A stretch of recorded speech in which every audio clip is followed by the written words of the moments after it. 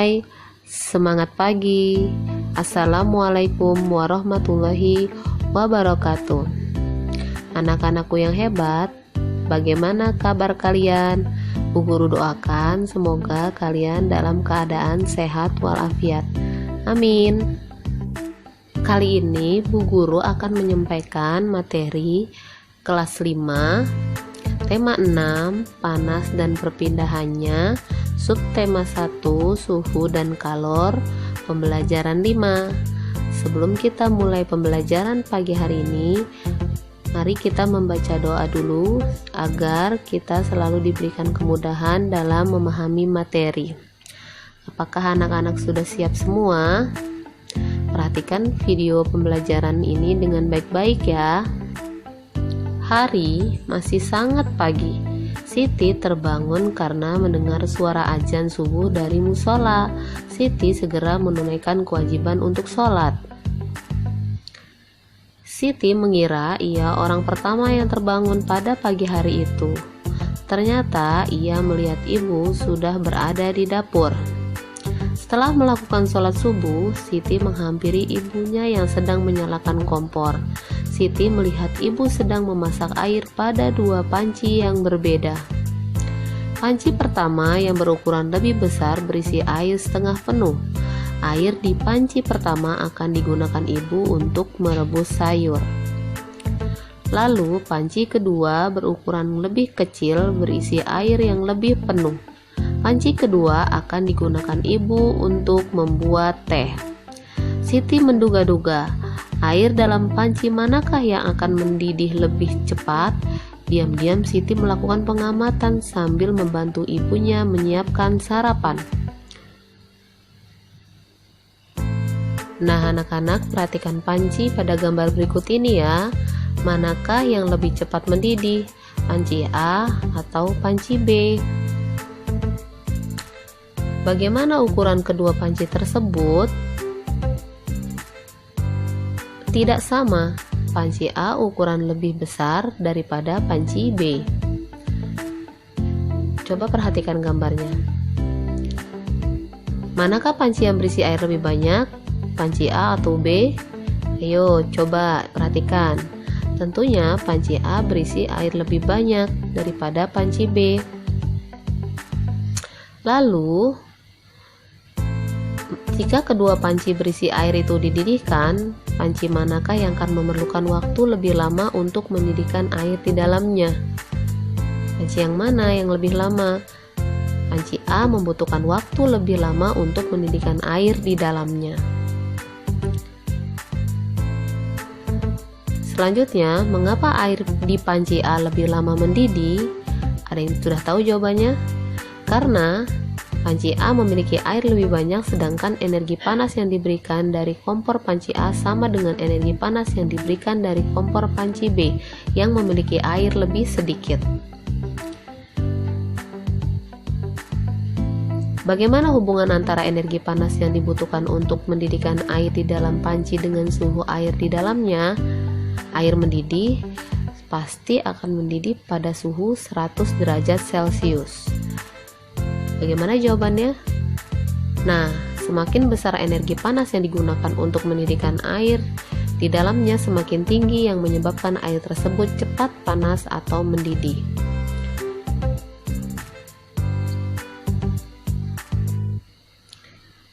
Selanjutnya, apakah kesimpulan yang kamu dapatkan dari kegiatan di atas?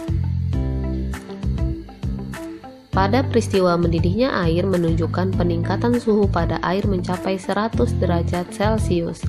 Hal ini berarti kegiatan yang berbeda membutuhkan energi panas yang berbeda pula. Ayo, bantu jawab. Manakah dari kegiatan berikut yang membutuhkan energi panas atau kalor lebih banyak? Mengeringkan pakaian yang sangat basah atau mengeringkan pakaian yang setengah basah? Tentunya jawabannya adalah mengeringkan pakaian yang sangat basah. Jadi kita checklist bagian yang mengeringkan pakaian yang sangat basah. Kita checklist ya. Selanjutnya, Mengkeringkan sapu tangan basah dari kain yang tipis. atau mengeringkan handuk mandi basah yang tebal? Yang mana jawabannya? Tentunya jawabannya adalah mengeringkan handuk mandi basah yang tebal. Ayo kita beri checklist.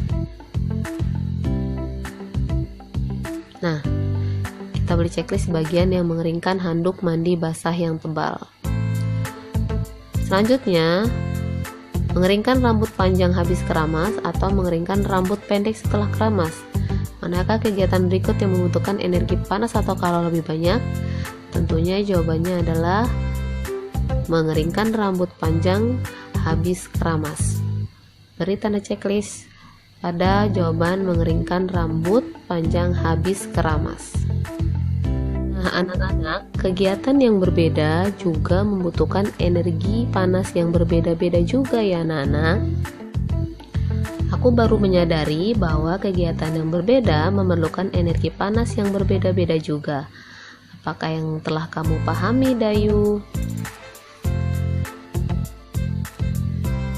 Pada peristiwa mendidihnya air juga menunjukkan peningkatan suhu pada air sampai mencapai 100 derajat Celcius ya. Apa yang sebenarnya terjadi? Ada yang bisa menjawab? Nah, wah, aku jadi penasaran apakah semakin tinggi suhunya benda akan semakin panas. Lalu apa sebenarnya terjadi pada benda yang meningkat suhunya? Apakah kita bisa melihat pengaruhnya pada kehidupan sehari-hari? Kira-kira ada yang bisa menjawab? Yuk kita cari tahu. Jawabannya, perubahan akibat perubahan suhu. Suhu menunjukkan derajat panas benda. Semakin tinggi suhu suatu benda, semakin panas benda tersebut. Suhu menunjukkan energi yang dimiliki oleh suatu benda. Energi panas dapat mengubah benda, yaitu pemuaian dan penyusutan.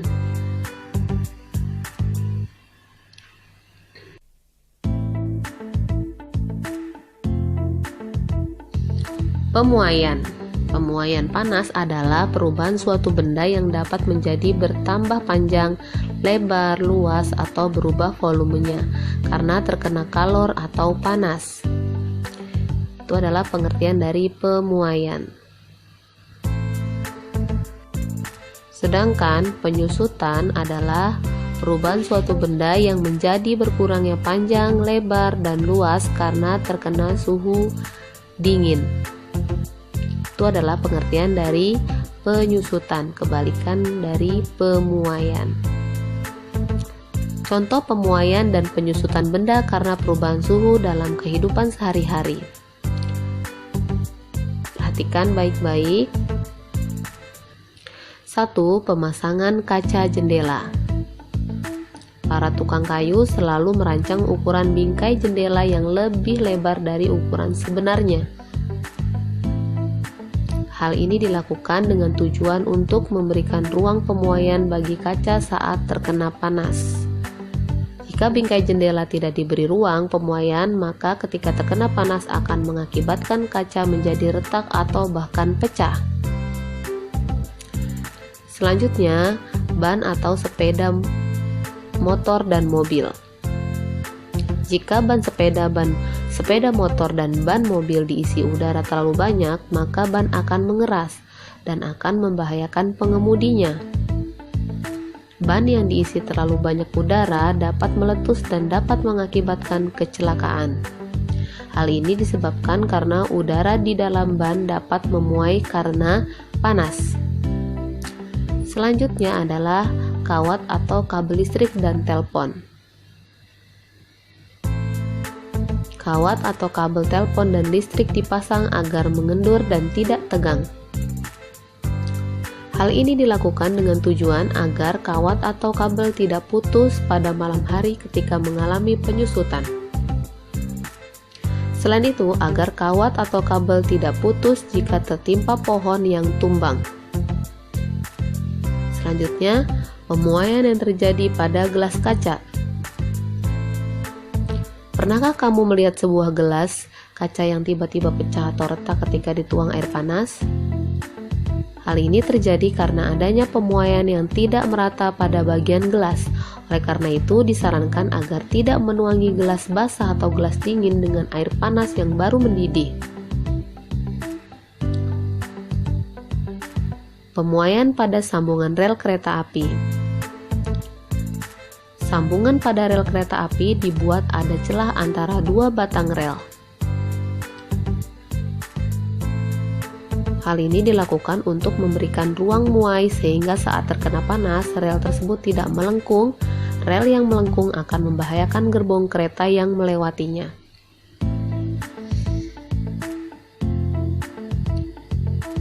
Selanjutnya adalah penggunaan termometer. Termometer akan ditempelkan ke beberapa bagian tubuh seperti dalam mulut atau ketiak untuk mengukur suhu panas tubuh. Setelah beberapa lama, cairan dalam termometer akan naik karena terjadi pemuaian setelah mendapatkan panas dari tubuh. Ketika termometer tidak digunakan, akan kembali turun karena mengalami penyusutan. Nah, itu tadi beberapa contoh pemuaian dan penyusutan benda karena perubahan suhu dalam kehidupan sehari-hari. Apakah kalian sudah memahami materi ini semua, anak-anak? Ibu guru harap kalian sudah paham ya. Nah, selesai juga pembelajaran pada pagi hari ini. Semoga anak-anak memahami semua materi yang Ibu sampaikan pada pagi hari ini ya. Terima kasih.